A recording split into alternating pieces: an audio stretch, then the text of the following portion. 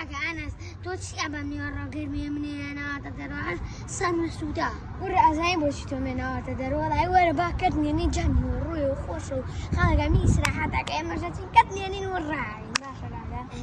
أخو أنس كشف بيني أنت بس منيش كشف بابا وكشف من عيب برا بابرو ورا هالسباب ما خفست ورا يا توري صح من نبي حديكي وابو أدوزنها نجاي لقيم الساعات بري من هريش ما نبي أنا ما جاء مالك أدوزين وتشور بي وننع اللي بي طاق جاسي قبل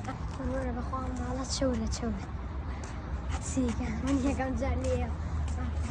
ما لا تشور ورا ما هو أنا خواشي يا أخو حسن نجزقني يعود قال أحبر أرونا موزر ما تشيبو ولا أخو هرزي رابي وزر بيان بتعمل هيك شيء بنرجع نشكت يا كمان تقولنا معنا مبرية وزر ما تشيبو وزر ما لا دروا معه وبني ورايا وتشيبا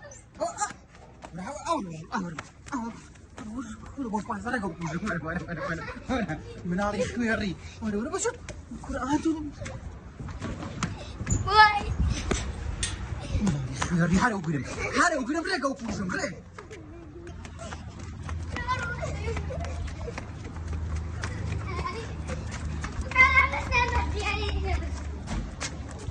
أنا سوون شيء كنتو وتعجب شر على قوامي أرجع لا نقول وتجوا كرانس ولا بيوم واحد بجوان عنك يا أخي وتبوي باشي شوي والله يدروك طاونا وجا قوم جانا من بكي والله بوشي شو ضربات كره بس نقول وانا ابوي والطاونا قولي طوف جا براي بس ماني عارف والله هذا والله لك وبرنا ما هو براي برانا ما هو بيوم تمام برا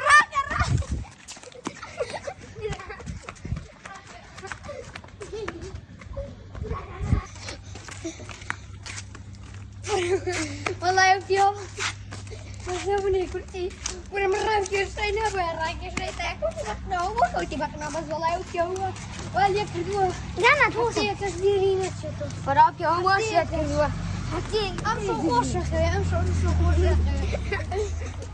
يا قلتي لك والله انا زمان بيضا ما دوات ماني والله افز مايلي كذا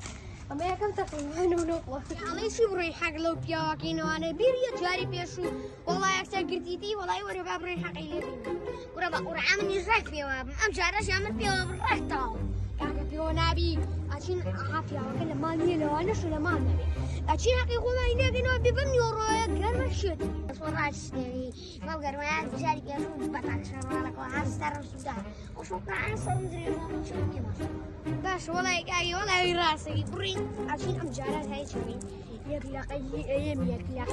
أبي أو كيلوني يبي بشكيلو ما شاء الله أنا والله راسي ورا بابري أنا سويت دقيقة شو أنا جل أي كيلوني دقيقة والله يسابي شيء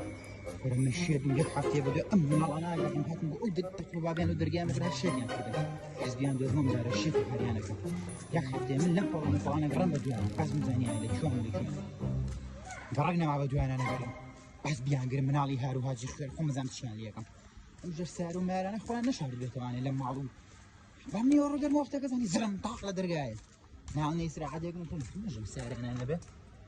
وأنا شردو زين شو يوم جاي يعني أخوان كيلو جرب يا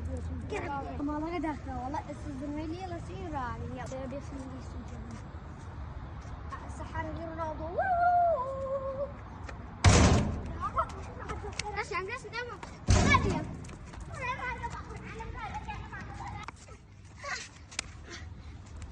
خلاص وش يعني قريشني نامش كبشي لك موتشي وعزت أنا جاي نانا والله ناس نعمل من الله تقول شو نبيني وا أنا أقرأ من عارف باش بابا نحن تو لو ربع شيء لنا شيء شوتكم حسب الساعة وما صبر الساعة وما صدق والله نازم شوي أو كرة ما كرت أقول شو نبيني ومن أقول شو نبيني ومن والله أو قدر قاكي أور